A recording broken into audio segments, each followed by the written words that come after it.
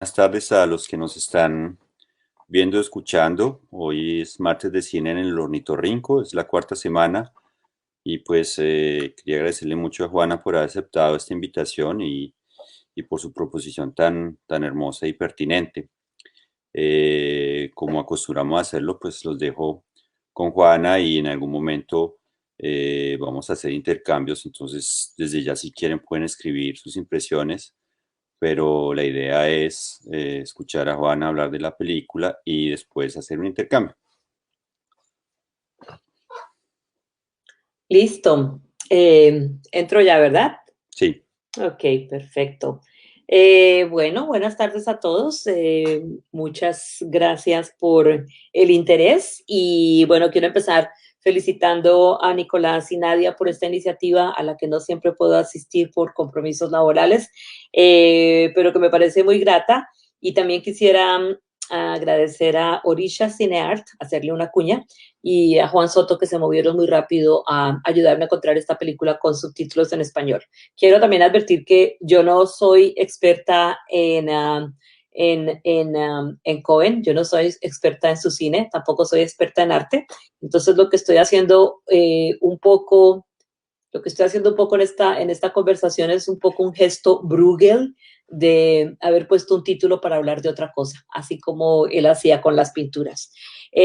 Algunas cosas las voy a leer, tengo algunas notitas que medio organicé y algunas cosas las voy a conversar. Pero bueno, quisiera empezar yo le puse un título a esto que se llama Aporte voluntario, demasiados subterfugios para el tiempo estéril. Y también le puse un epígrafe que es de Hito Steyer, que dice, el tiempo ahora corre hacia atrás. Alguien le sacó la palanca de avanzar y lo forzó a ir en círculos. La historia parece haberse transformado en un loop. Y esto es de un libro que se llama Duty Free Art. Eh, bueno, quisiera hablar entre la diferencia entre para qué está utilizando la población que se considera población esencial. Aquí yo vivo en Nueva York, les estoy hablando desde Nueva York, en este caso los latinos, la gente que está todavía haciendo funcionar lugares, los latinos que están trabajando en restaurantes, que están entregando pedidos en las casas. Y yo pienso que esa población esencial está visitando el Internet y revisando redes estos días, revisando WhatsApp, con una urgencia de supervivencia. También en zonas como Queens es la población más golpeada por la pandemia. Otros creo que estamos más preocupados por la supervivencia emocional y por sentir que estamos aprovechando el tiempo. Tenemos un miedo enorme a este tiempo estéril, a este tiempo de suspensión, de menos carga de trabajo, no solo por el tema ingreso, sino porque estamos acostumbrados a estar ocupados, a no tener tiempo. Se nos está acabando la excusa que más nos protegía. Cada día de esta cuarentena, para mí ya es el 31 de aislamiento, me asomo por las redes y observo cómo muchos amigos parecen refugiarse en la abundancia de recursos culturales que se han puesto a disposición de todos, gratis, por una pequeña cuota, con un pago moral de recordarle a quienes se sirven o disfrutan de ellos que un mundo sin obra cultural es imposible. Al comienzo de la pandemia me extrañaba la pedidera de películas, porque yo en general mantengo pilas de libros que compro, no me he leído todos estos libros, son de mentiras. Mantengo pilas de libros que compro, de películas que bajo, de sitios de YouTube que prometo volver a revisar y esto nunca pasa. Me pregunto si a ustedes les pasa lo mismo. Entonces he venido comprendiendo que la pedidera es quizás un esfuerzo por revivir la grata sensación de ir a los espacios físicos que frecuentamos, cines, teatros, museos, bares, espacios culturales, encontrarnos con alguien y amasar cultura. Aporte voluntario es la descripción incómoda que se acuña tanto para solicitar un cargo a conciencia para un espectáculo o un sitio cultural, o bien para facilitar el acceso a instituciones que no podemos costear o sentimos que no tenemos que hacerlo. En Nueva York pasa con el Metropolitan, el Whitney Museum, el Guggenheim, museos que excluyen con sus tarifas regulares entre 15 y $25. Cito museos en forma deliberada porque me interesa la figura de esa institución cultural. Algún día En un museo virtual o físico, alguien exhibirá las máscaras que usamos y las que improvisamos, los trajes que llevamos y en pantallas que ostentan nuevas tecnologías digitales. Aparecerán nuestros videos de Zoom recontextualizados. Este es de StreamYard. El archivo del ornitorrinco, nuestras redes, todo como evidencia de un esfuerzo colectivo que hicimos por sobrevivir, por no dejarnos aniquilar, por resistir esta fuerza del antropoceno que se manifiesta de tantas formas en tantos pequeños tsunamis internos y externos.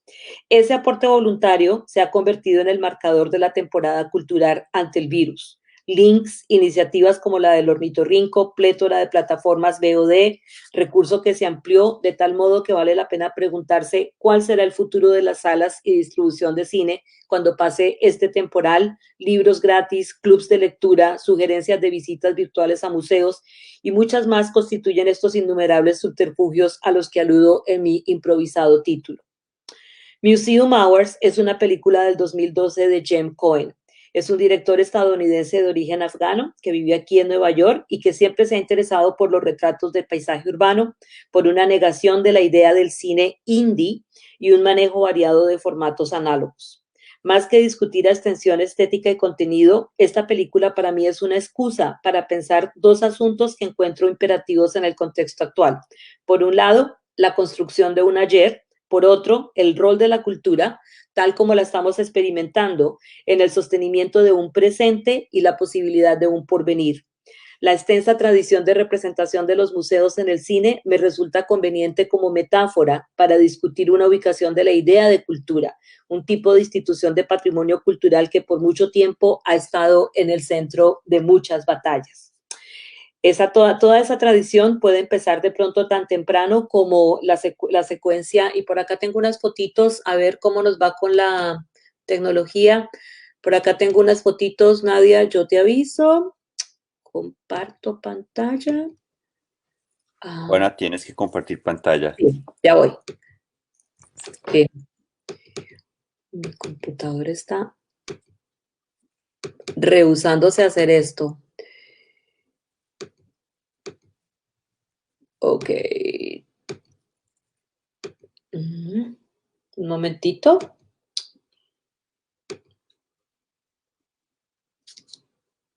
Tienes que hacer share screen porque no la vemos. No, ya va. Es Bueno, que cuando lo hago no hace nada. Ya. Ok, por acá tengo unas foticos. A ver si de pronto le comentan a Nicolás si las pueden ver. No. Esta es una imagen muy pequeña de la película de Sergei Einstein, Octubre, traducida también como 10 días que estremecieron al mundo, de 1927, cuando la multitud asalta el Museo Hermitage de San Petersburg para apresar a aquellos en el poder. El museo como tema, personaje o simplemente como un espacio de distancia o negociación amorosa comercial también es parte de esa tradición, y entonces ahí tenemos películas Vértigo de... Eh, como Vértigo de Hitchcock, también Blackmail, Vértigo del 58, Blackmail de 1929. También tenemos toda una secuencia de conversaciones de pareja o antipareja en el Guggenheim en Annie Hall de 1979 y en el Tate Museum en Closer. Las dos películas son de Woody Allen, como seguramente ustedes saben. Esta es una foto mucho más, esta foto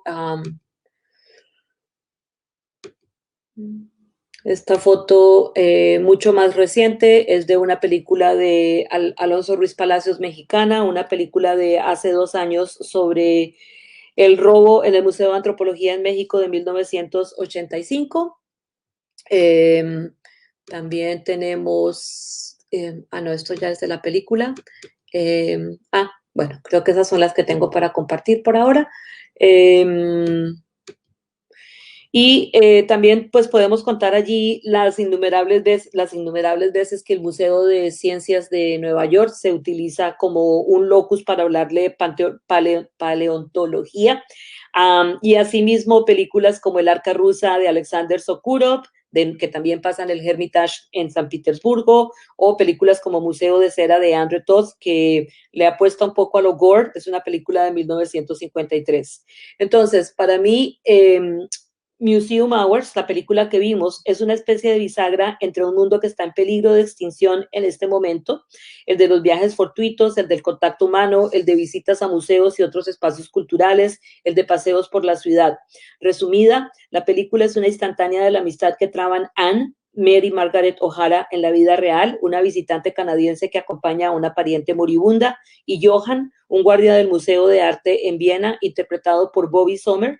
Es importante anotar que ninguno de ellos dos son actores profesionales. Ella realmente es una cantante aficionada, pero también uno y otro prestan de sus experiencias personales para la construcción de los personajes. Cohen, que no es muy dado a las piruetas de la tecnología, abre la película con un plano general y esta imagen de...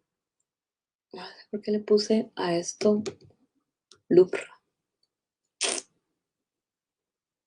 Perdón.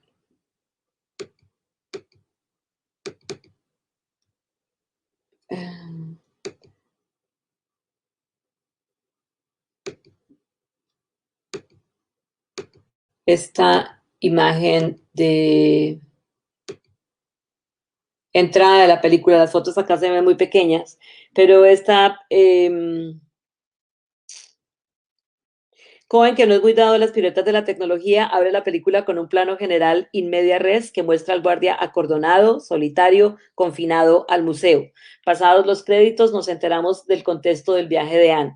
Me interesa rescatar algunos puntos claves de la narrativa y mientras los leo, simplemente voy a dejar que rueden las imágenes de la película para recordársela un poquito. No sé si todo el mundo tuvo oportunidad de verla, espero que sí, porque es verdaderamente una joya.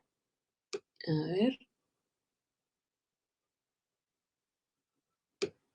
Adelantar por aquí, en cualquier parte, bien. Entonces, quiero resaltar en los siguientes asuntos. Primero, el tema del confinamiento. Anne, en solidaridad con su pariente, termina confinada a un recorrido hotel, hospital, museo y algunos circuitos no turísticos en los que descubre lugares inusuales de la ciudad. Como director, Cohen no tiene ningún interés en el discurso visual grandilocuente de la vieja ciudad europea como capital turístico. Johann, igual, tiene un trabajo que consiste en el confinamiento y que él mismo compara con el encierro. La cuerda del museo termina siendo un prop que demarca su espacio móvil. Y también hay una frase muy interesante que él dice que es: yo ya tuve mi parte intensa, ahora tengo mi parte tranquila. Es decir, es como un trabajo para jubilados.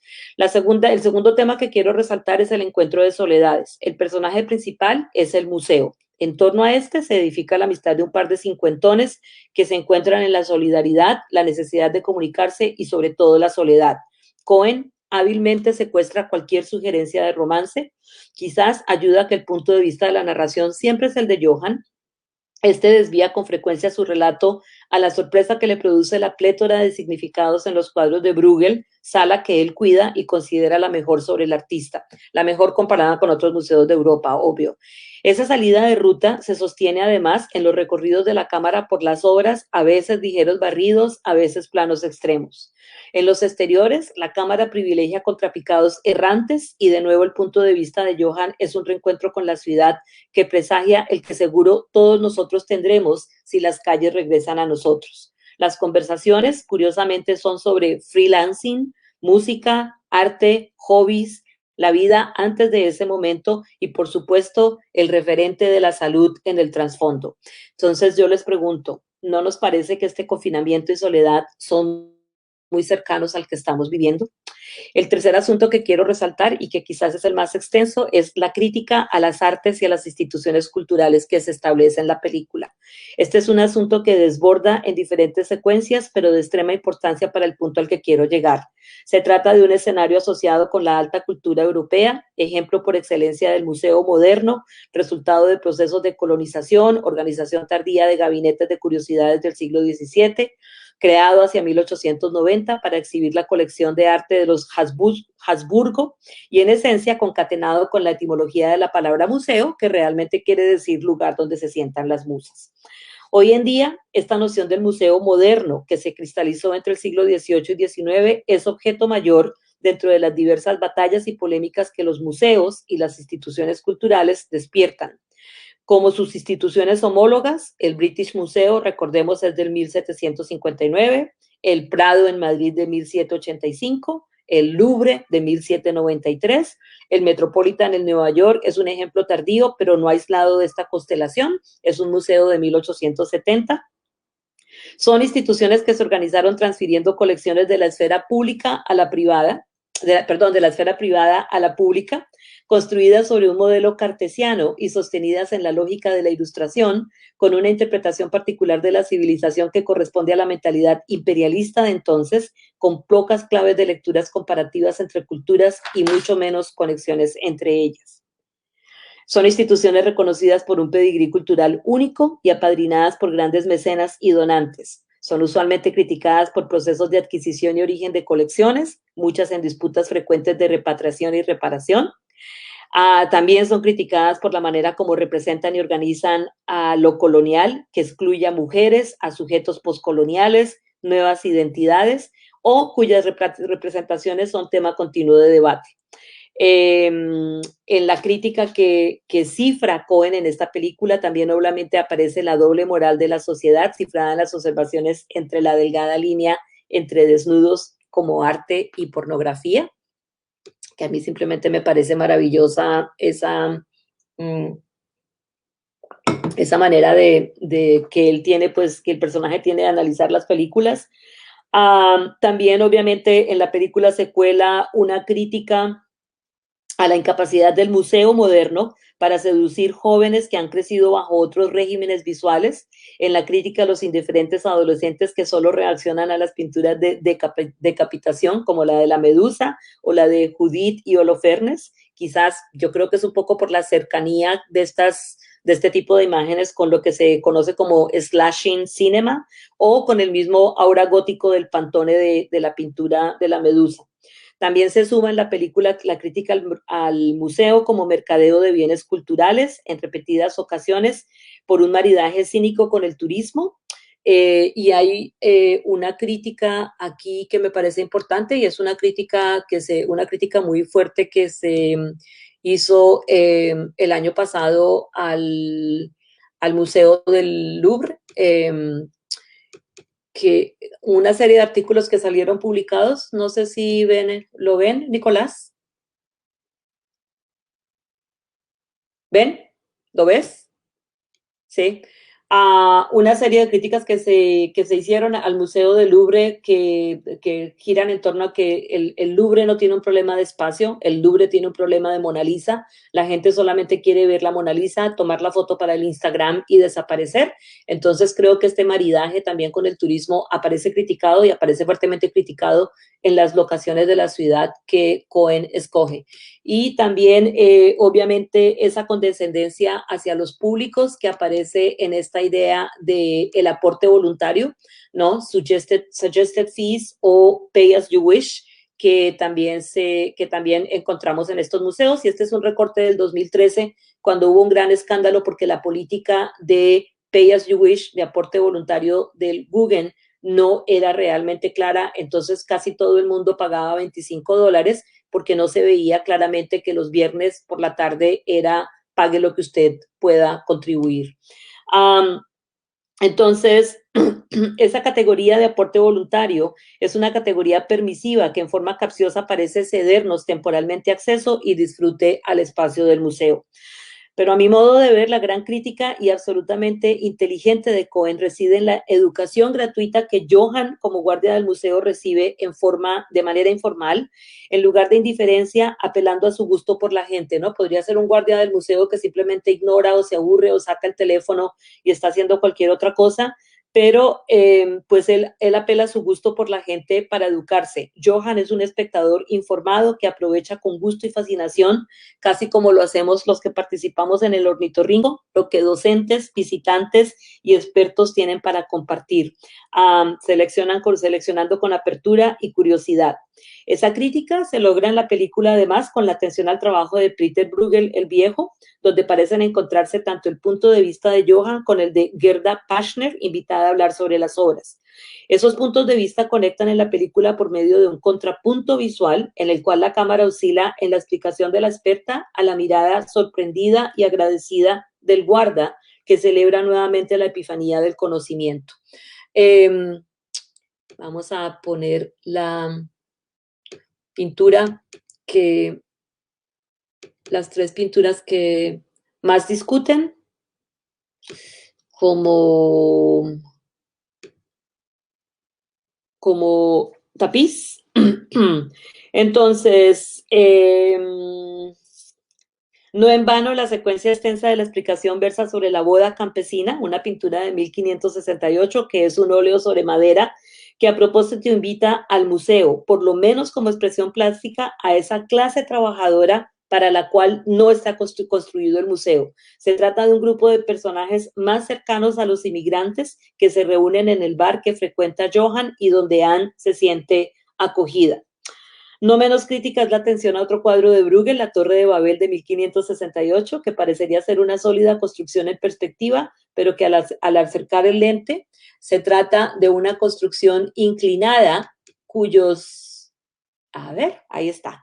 Se trata de una construcción inclinada y de espiral en ascenso, en cuyos arcos ya se ve el proceso de desmoronamiento. Y, por supuesto, la crítica más tajante es la crítica más tajante de la crítica de la mujer que está hablando de los cuadros de Bruegel es la atención que ella le presta a este soldado niño que aparece en la pintura de la conversión de San Pablo y cómo ella dice que para ella el mundo entero está condensado en esa imagen de un soldado niño. Menciono un último elemento que en mi voluntad de archivo me resulta interesante, aunque para muchos puede que no venga al caso, pero tengo que honrar mi profesión.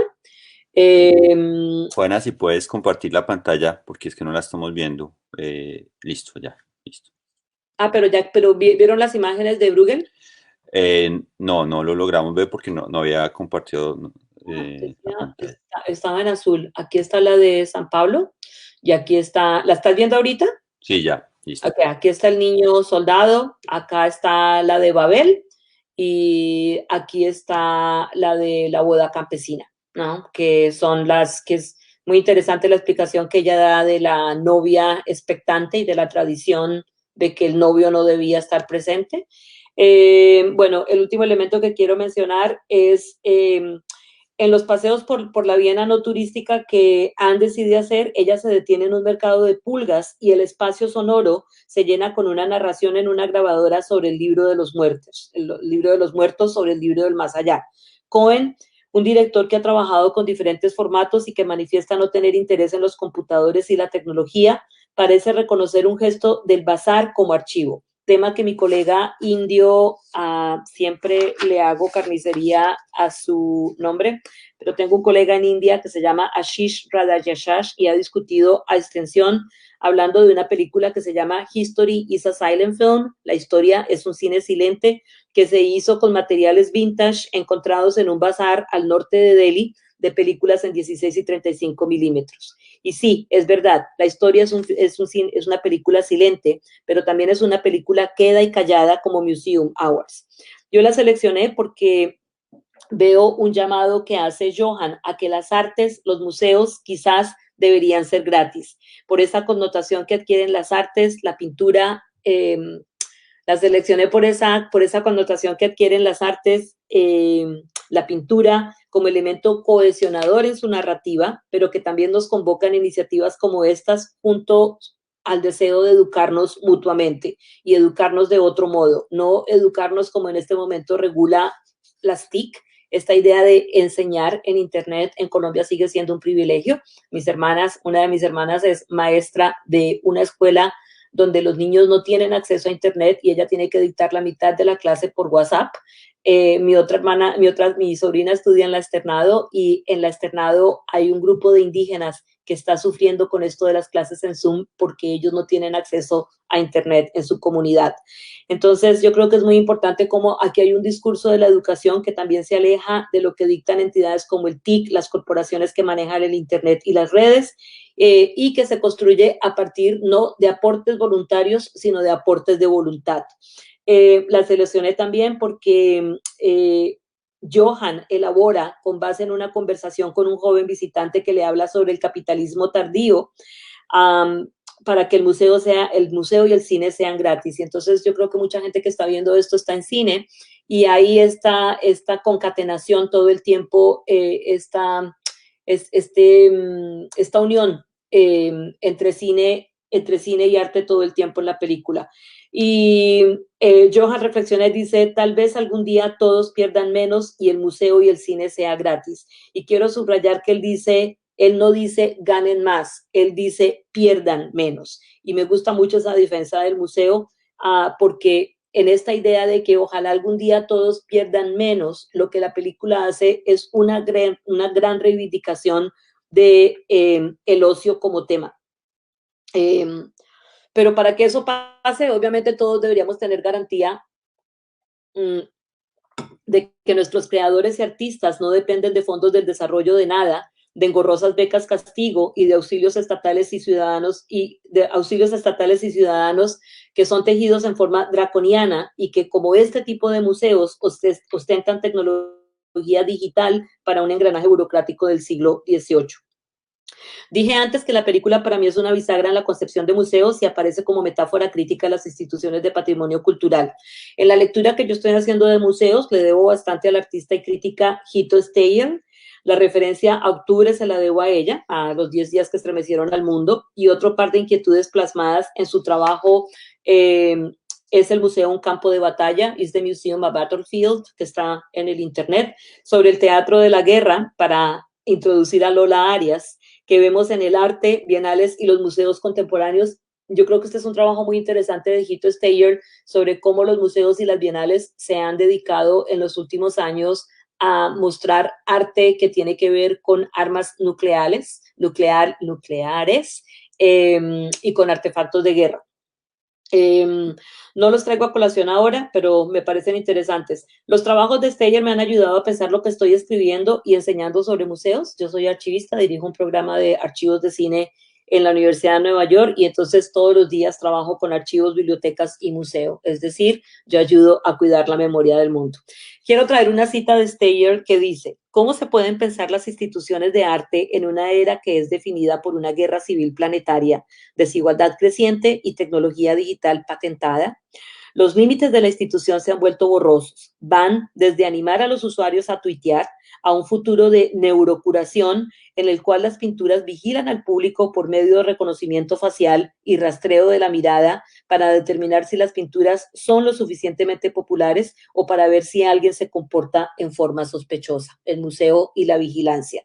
Y también me parece que obviamente esto del COVID-19 sabemos que es otro episodio de esta guerra civil planetaria de la que ella está hablando, porque esto también es una batalla de farmacéuticas y es una batalla y vemos respuestas como la respuesta del tipo este que preside este país, que está pues amenazando a los gobernadores diciendo que él tiene autoridad total para reactivar el país cuando él quiera. Y esta idea de tener la autoridad total, pues es autoritarismo y es muy peligrosa.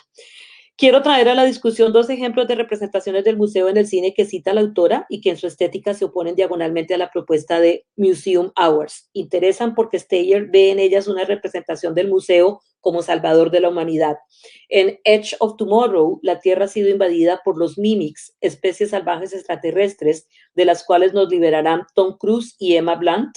En la cita de Steyer no tienen nombre. Yo nunca realmente siempre que hablamos de una película de Tom Cruise, hablamos de Tom Cruise, nunca sabemos el nombre del personaje.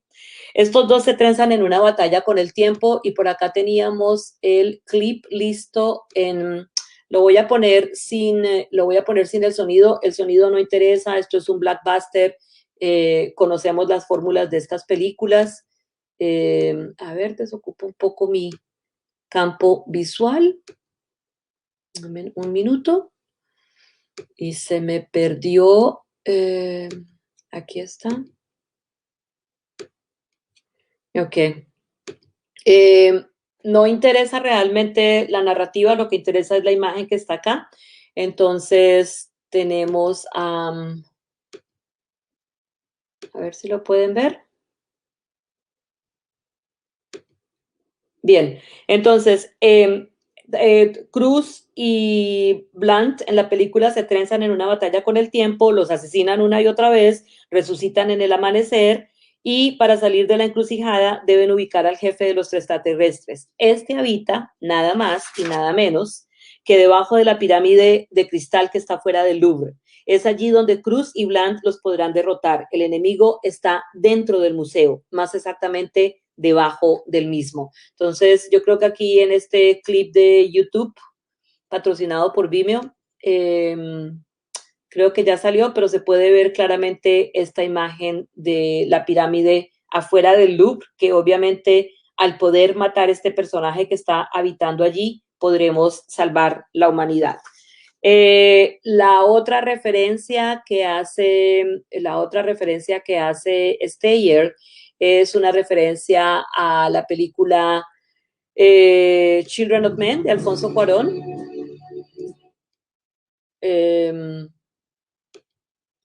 Es una referencia a la película Children of Men de 2006 y dice la autora que esta película presenta otro tipo de respuesta de las instituciones de arte a la guerra civil planetaria.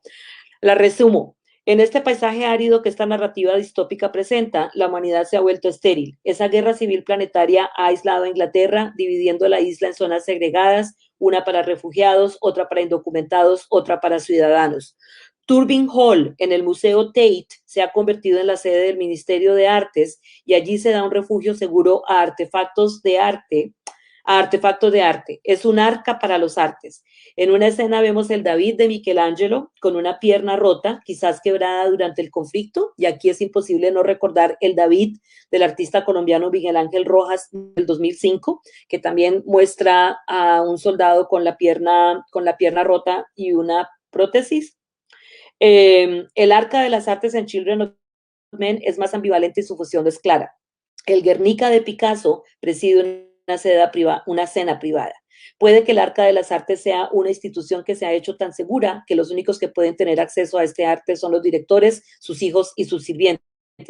Pero también puede ser la evolución a una zona franca del almacenamiento de arte internacional en el cual las obras de arte desaparecen en la invisibilidad de los cubos del almacenamiento libre, del almacenamiento de cubos libres de impuestos. Es una referencia obviamente a las vitrinas de los museos. Y añado dos referencias que son mías. Una referencia pues es obviamente la referencia a la película de Rubén Östlund, la polémica película de del 2017, que además de una densa crítica al museo y a preceptos administrativos, la supuesta obra de arte de Lola Arias, que da el título a la película, sería una metáfora para un espacio definido como, cito, un santuario donde confiamos y cuidamos y en el cual compartimos en forma igualitaria derechos y responsabilidad. El mundo aparece como responsable del futuro de la humanidad en esta película. Y la última es más reciente y tiene que ver con una película que mencionó Andrés en su sesión de cine hace 8 días y es una referencia que me parece muy lúcida. Es una referencia que hace Clever Mendoza Filo en Bacurao. Cuando las milicias blancas llegan a ocupar el pueblo, es imposible descifrar en qué lugar del reducido espacio se ha resguardado la gente. Michael, Udo Kier, el jefe de la milicia, entra al museo y pronto observa que en sus paredes solo queda la silueta dibujada por el polvo del tiempo y la colección de armas ha desaparecido. El pueblo está armado y lo ha hecho bajando artefactos históricos, objetos del museo, huellas de la historia. El arte y el museo aparecen una vez más como talismán protector de la humanidad. Regreso a Steyer. Un contexto no muy remoto al entorno que crea Cuarón es la destrucción de las antigüedades del Estado Islámico, ISIS, o Daesh por su nombre original. Esas escenas de vandalismo y pillaje. Esas escenas de vandalismo y pillaje, estábamos hablando de la destrucción del Estado Islámico, las hemos visto en repetidas invasiones de Estados Unidos y en nuestros propios conflictos armados en Colombia. Todo esto nos lleva a pensar si no habría sido maravilloso contar con este arca para salvaguardar el arte de la violencia desde siempre. Si no, sería maravilloso que cada comunidad tuviera su arca de arte. Me pregunto entonces si este Club Ornitorrinco y muchas otras iniciativas que han estallado ante la pandemia no son más que arcas virtuales donde encontramos un subterfugio para hacer el duelo de ese mundo que, aunque a veces nos parecía horrible, era el único que conocía y lo acabamos de perder. ¿Así? Eso es todo lo que tengo que decir. No sé qué comentarios tienen ustedes sobre la peli. Muchas gracias, Juana. Yo tengo uno esencial porque creo que, pues que su cuestionamiento es justamente la razón por la cual decidimos crear este tipo de espacios, y es porque en algún momento, cuando el confinamiento comenzó a hacerse real, comenzamos a ver una cantidad de películas, a intercambiar, y digamos que la cultura se volvía simplemente consumo, ¿no? ¿Cómo vamos a pasar tu tiempo? No te aburras, te damos música, te damos tip para pasarla bien. Y un aspecto esencial del cine es que es popular y que es colectivo, y que por más que estemos viendo muchas películas todo el tiempo o leyendo libros todo el tiempo, si no los intercambiamos no nos sirven para nada.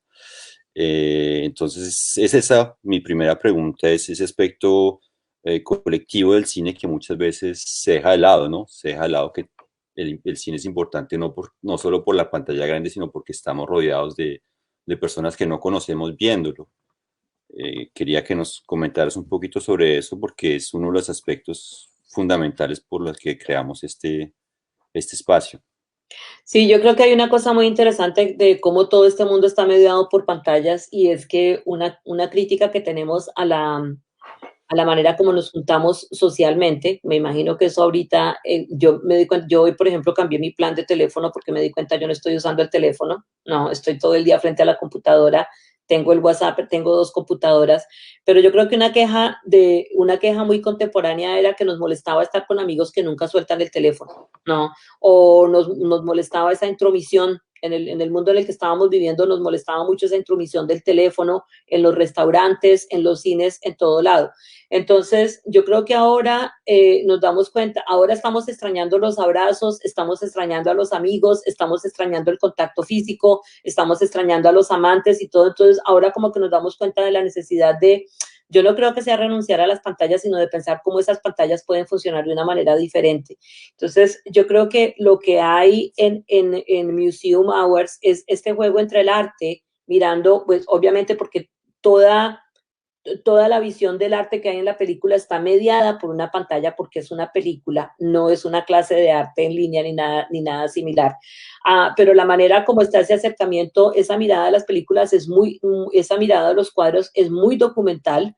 La lectura que Gerda ofrece de los tres cuadros de Bruegel que le interesa, ella los está mirando como un material documental, ¿no? Más que como, lo está mirando como un material documental, testigo de la época.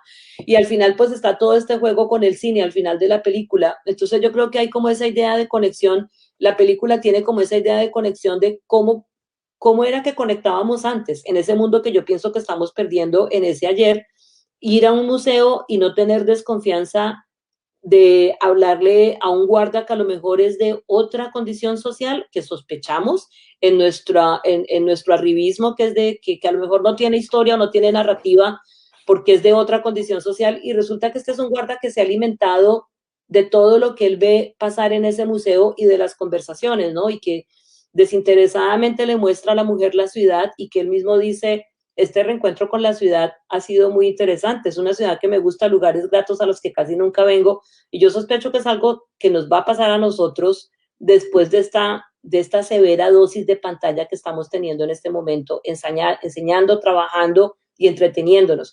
Pero también está esa defensa de la cultura. Yo me acuerdo que recién que empezó toda esta explosión de películas gratis y todo el mundo liberando, Laura Huertas Millán puso una queja muy fuerte en su Facebook, que, pero ¿cómo es esto? Porque la gente espera que la cultura entretenga, que la cultura sea gratis. Y esa queja pues tiene eco en periódicos, en revistas, otra gente que se ha quejado, pero tiene que ver con eso, ¿no? Yo creo que es un momento también para que la gente que está en el arte, que está en la cultura, exija algunos derechos de protección y algunas garantías, porque una cosa que el virus ha demostrado es que el ocio es una necesidad y sí, la gente puede escoger ver la película de Tom Cruise y Emily Blunt. La gente también puede escoger pasar la hora de esta manera. Mm. Bueno, hay otra noción también que la película plantea claramente y es los cuadros que servían, pues uno ve un Bruegel y lo ve desde hoy el día y es para todo el mundo y resulta que se fue olvidado durante mucho tiempo y que durante mucho tiempo también decoró la sala de una familia burguesa y no se conocía y que el museo pues tenía esa pretensión de divulgar a la mayoría de la gente esa obra. Y de alguna manera me hacía pensar en eso, también las películas que se ven en las casas cerradas, o sea, ¿qué sentido tiene el arte cuando hace parte de un circuito tan cerrado y lo importante que es poderlo abrir, ¿no?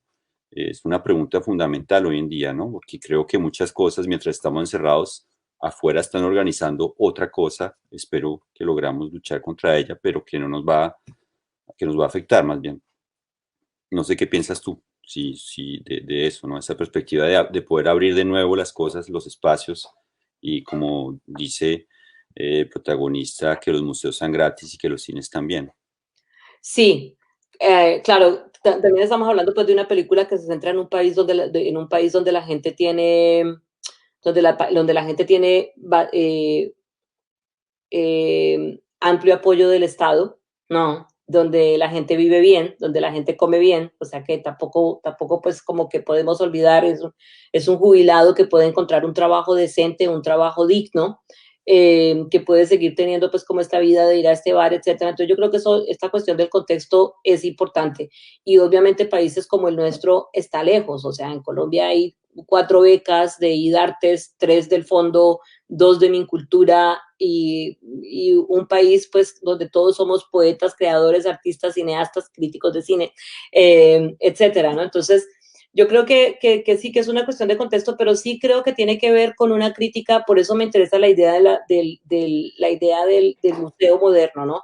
Que no se escoge un museo de arte contemporáneo, que no se escoge una galería, se escogen estas instituciones que tienen un peso arquitectónico y un peso cultural muy grande. Y creo que esta cuestión que tú decías de que habían sido colecciones que estaban en la esfera privada es absolutamente importante porque son colecciones que se almacenan, ¿no? Esta idea del museo nace en el siglo XVIII. Hasta entonces lo que hay es una cantidad de mecenas y de familias que se mandan a pintar, de familias que tienen sus pintores favoritos. El arte está en palacios, el arte está en conventos y hay pues este giro de pasar de la esfera privada a la esfera pública, pero que nunca realmente ha sido igualitario. En ese concepto de museo nunca ha sido igualitario. Entonces yo creo que un reclamo muy grande también que es subyacente acá y por eso es importante, como decían en lo que leí, eh, la cuestión de los chicos, ¿no? La cuestión de los chicos completamente desenganchados del museo,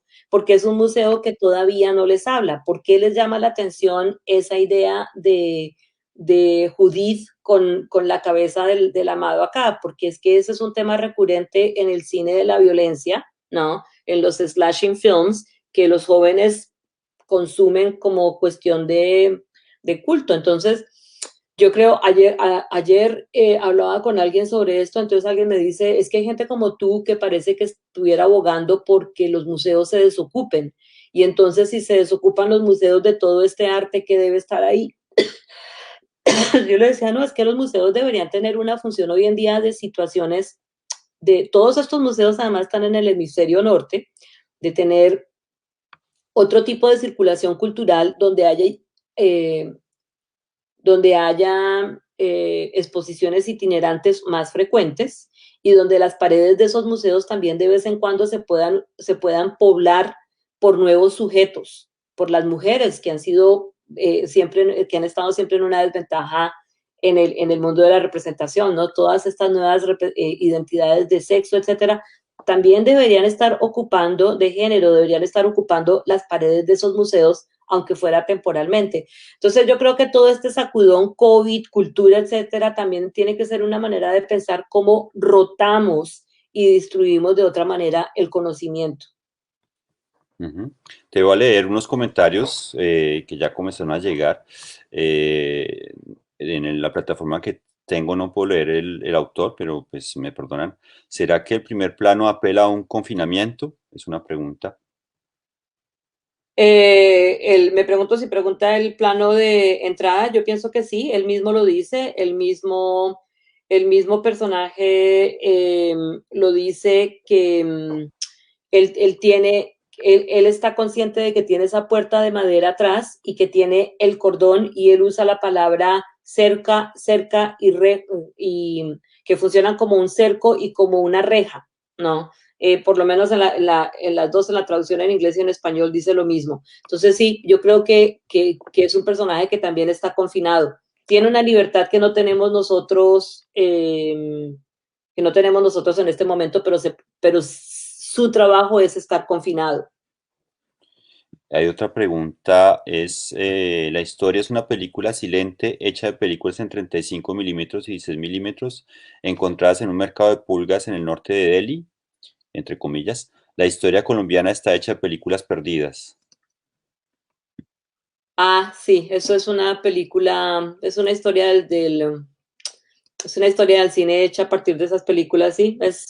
Pero yo creo que hay gran parte de las historias del cine están hechas de películas que están en otro lado. Y también esto tiene que ver con, o sea, el cine como bien cultural no está exento de estas discusiones que estamos teniendo sobre circulación. El año pasado yo participé en un foro en el iMuseum en Ámsterdam y a los que nos habían invitado, la tarea que teníamos era ayudarle a pensar al museo. Esto es una cosa que es eh, Film, Film Museum. Es una sala de exhibición, es un espacio de exhibición muy grande con muchas salas, pero también es un museo de cine. Y una de las tareas que teníamos era para un país que ya tiene toda su cultura fílmica digitalizada, preservada, bien almacenada, con backups, etcétera, los pósters, los scripts, todo está absolutamente organizado, tienen este espacio maravilloso de exhibición que deben estar haciendo para hacer un mejor museo. Y obviamente, pues una de las respuestas es cambiar las rutinas del museo, empoderar a los refugiados. Ámsterdam es una ciudad de refugiados para que, por ejemplo, esos refugiados se vuelvan docentes de los museos y cuenten las historias de sus lugares de orígenes a partir de lo que tienen en las colecciones de esos museos o de lo que ellos pueden sugerir que se puede traer. Entonces, ahí volvemos otra vez a la idea del sacudón, ¿no? El cine no solamente como, porque yo creo también que esta avidez con la que pulularon plataformas VOD y la manera rápida como se movieron una cantidad de compañías a dar acceso en Internet en las últimas 3 semanas,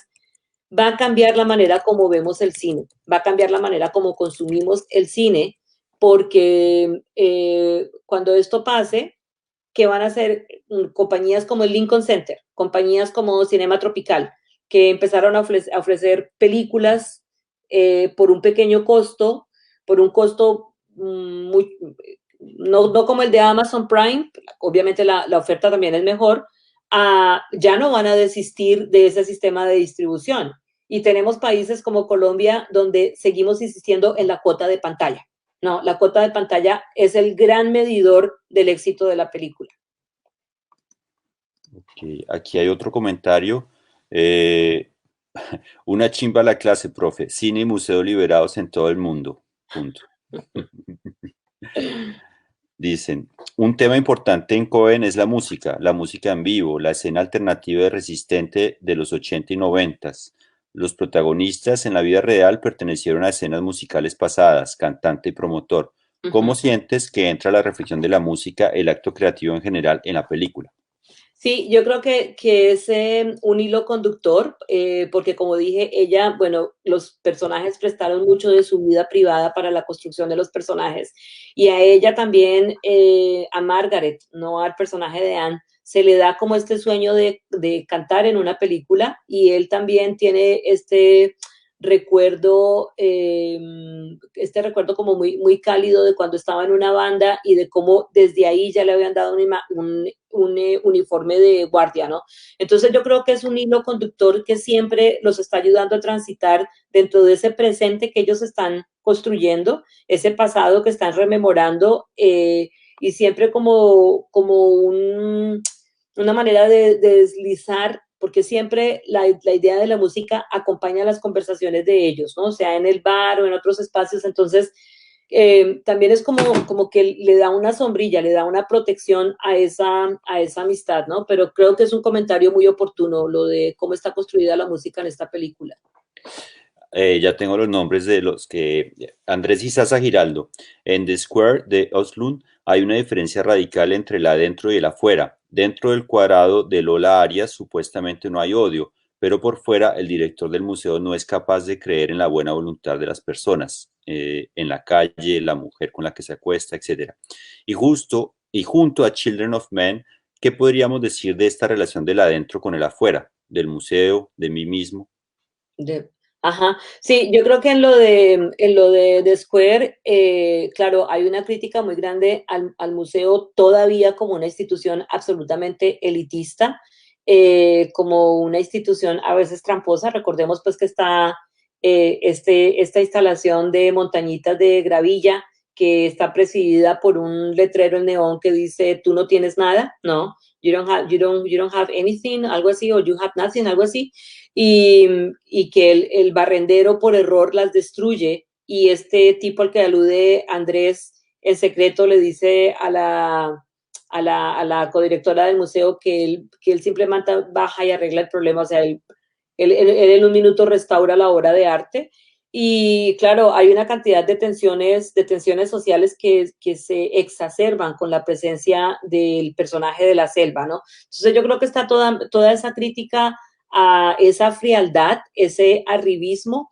Y si se acuerdan, en The Square está muy marcado por el plano de las escaleras en caracol, que se repite en la casa del director del museo con las niñitas estas que tiene, que vienen de comprar zapatillas Nike, llegan con las bolsas de compras de Logos, y muestra un apartamento muy ostentoso al que el chico le va a reclamar la restitución de su dignidad y el chico se orina, ¿no? Vemos una toma cenital en la que vemos el orín del chico, y ese mismo tipo de toma se repite cuando él va con las niñas a buscar al chico para pedirle disculpas en el edificio. Entonces está esta estratificación social que utiliza más o menos los mismos dispositivos visuales, pero que sigue marcando esa distancia que hay. Además es interesante porque es una ciudad como Estocolmo, una ciudad muy parecida a Viena, pero un tema grande en The Square son los mendigos, ¿no? Un tema muy grande es esa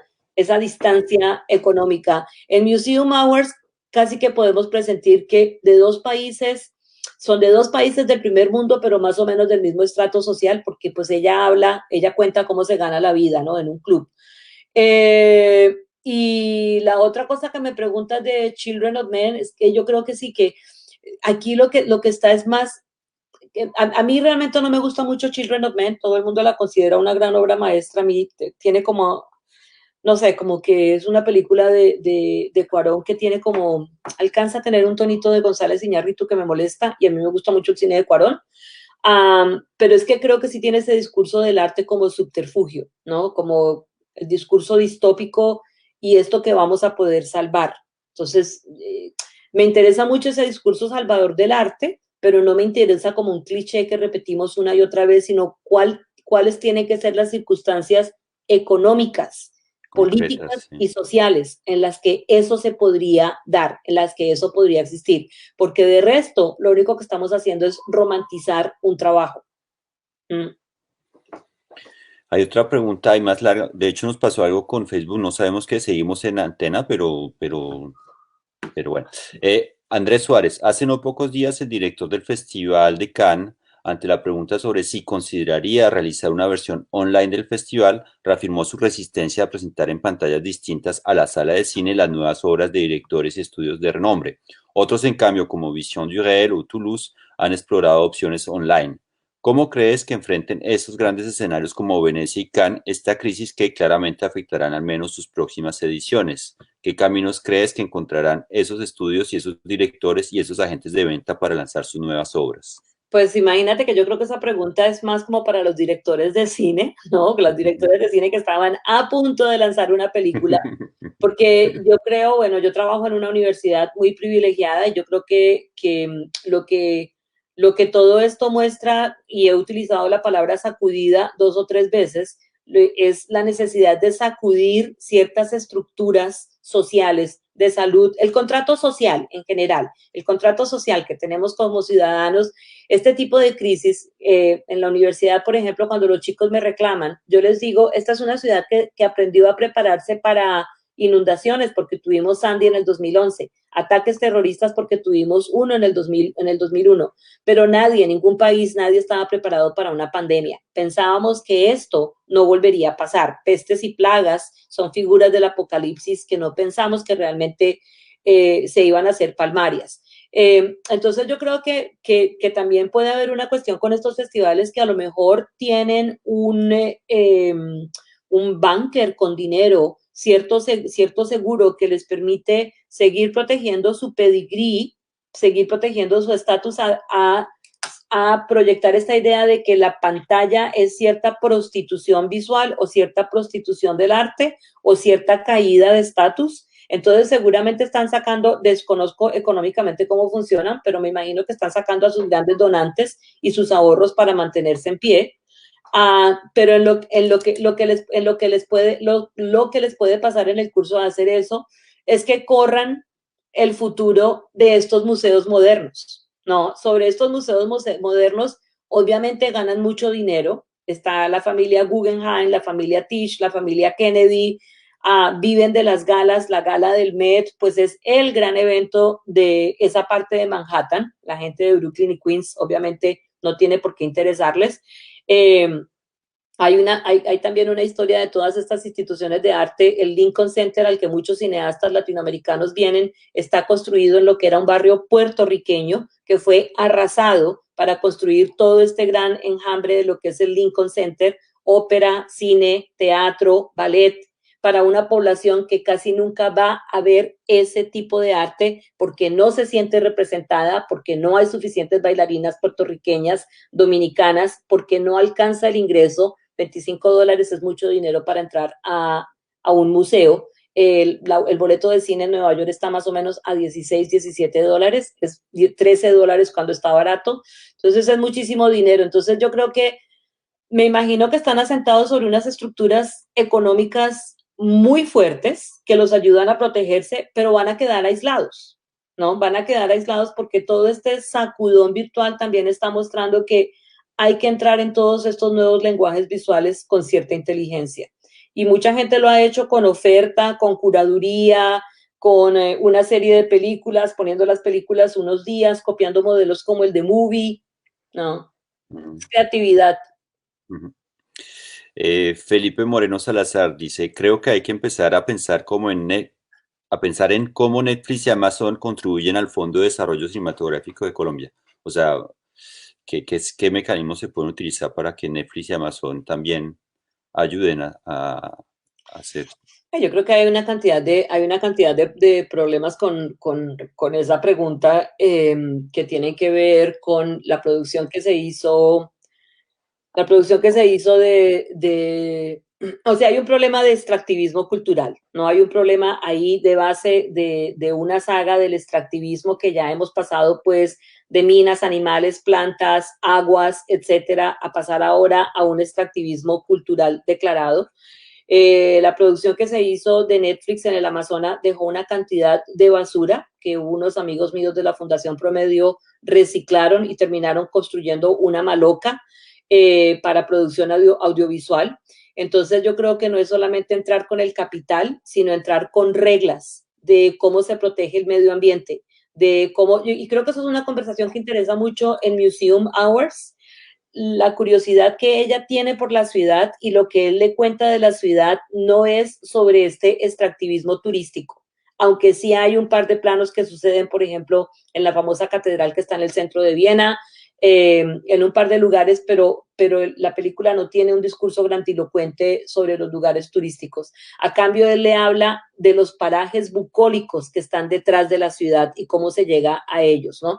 Entonces yo creo que no es solamente el llamado y que no creo que tenga que ser necesariamente por el FDC, yo creo que debería haber más libertad de que si Netflix quiere que Moreno Salazar le haga una película, Felipe no tenga que apelar a ningún middleman, a ningún intermediario para llegar a esa negociación, pero tiene que haber reglas, porque todo esto que está pasando es también parte del antropoceno. No, yo creo que es imposible no mirar este virus sin ponernos demasiado en el discurso de Pachamama, pero es imposible no mirar todo esto como un problema de la erosión del medio ambiente y vamos a empezar a tener problemas de alimentos, ¿no?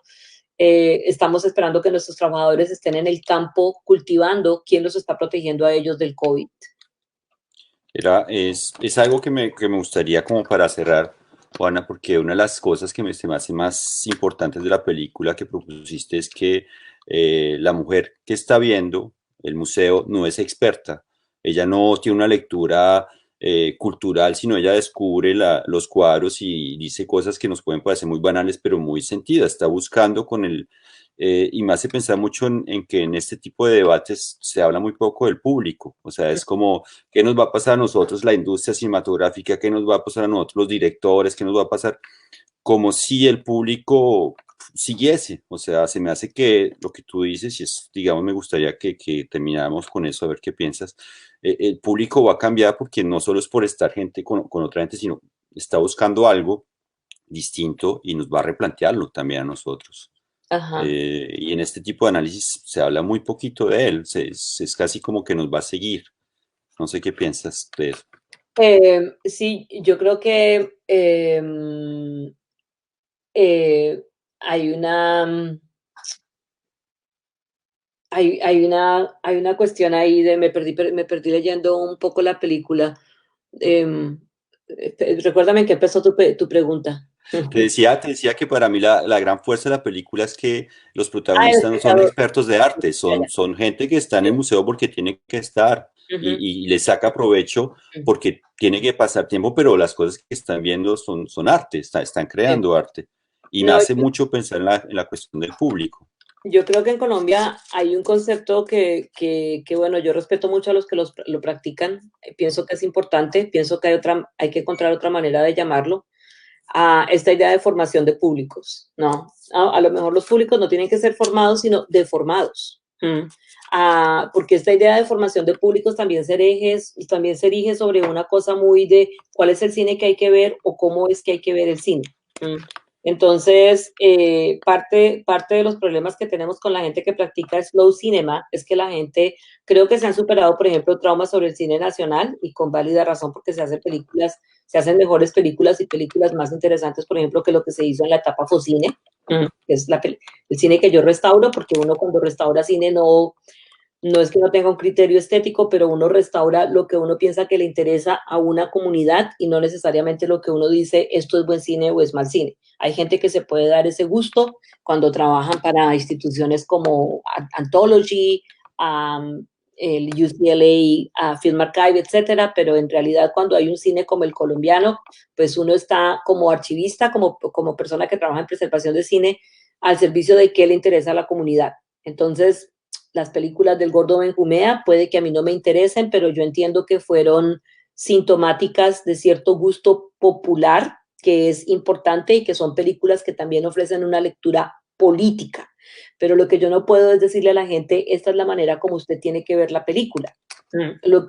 A lo que puedo apuntar es a espacios de cómo la gente puede sentir la película. Entonces, cuando yo hablo de Museum Hours, yo hablo de tres temas que a mí me interesan. El confinamiento, la crítica de arte que hay allí, pero no puedo decirle a la gente, esta es la única lectura que ofrecen esas películas, ¿no? Yo creo que eso es pontificar un poco y creo que ese concepto de formación de públicos tenemos que encontrar otra manera de rotularlo y tenemos que encontrar otra manera de practicarlo, porque yo creo que hay que empezar por mayor educación, o sea, mayor educación audiovisual en la infancia, en las escuelas primarias. No se trata solamente de que vengan las compañías coreanas y para ganar un contrato del TIC le den tabletas a los niños de Simón, del barrio de la comunidad de Simón Bolívar, no, sino que entendamos también qué tipo de narrativas le interesa generar a esos niños. Y ahí vuelve toda la crítica de los adolescentes, ahí vuelve toda la crítica. Yo pienso, por ejemplo, alguna vez que fui al Museo d'Orsay, um, me acuerdo que aprendí a cuando voy a los museos europeos, si hablo un poco el idioma, lo que hago es ir a los tours para niños. Mm. Porque las profesoras que entrenan a los niños, en lugar de decirles, este es un de gas y la bailarina se está rascando, siempre empiezan por preguntarles, ¿qué es lo que ves en el cuadro? ¿Qué es lo que está haciendo la bailarina? ¿Cómo crees que la bailarina se Mm, siente? Entonces yo no estoy abogando por una infantilización del público, sino que estoy abogando porque haya una manera un de sacarle a descubrimiento. la gente primero qué siente sobre la obra, qué le dice la obra, antes de instilarle un discurso. Y creo que eso es lo que pasa con el personaje de Anne en la película. Ella está conmovida, una prima lejana la llama, está sola en la ciudad, no conoce, encuentra una mano solidaria que la hace regresar con placer a ese museo, porque encuentra en esa amistad y en esas obras un subterfugio, un confort que no tiene de otra manera en ese espacio. Perfecto. Bueno, Juana, creo que no sé si quieras decir algo más. Te quería comentar algo que es desde hace un tiempo no vemos espectadores, pero es porque parece que Facebook bloqueó el live por culpa de Tom Cruise. Y bueno, vamos a ver, pero igual la conversación queda grabada para los que quieran seguir viéndonos. Pero bueno, o Perfecto. sea, pasamos muchos extractos, pero cuando pasamos ese, ahí sí ya se activó la cosa. Sí, bueno, es que pues es el no concepto de cultura libre. Mm, Bueno, perfecto. Muchas gracias por invitarme y de nuevo felicitaciones por esta iniciativa. gracias, Juana. Ok, Muchísimas gracias. Que estés bien. bye. Chao. Chao.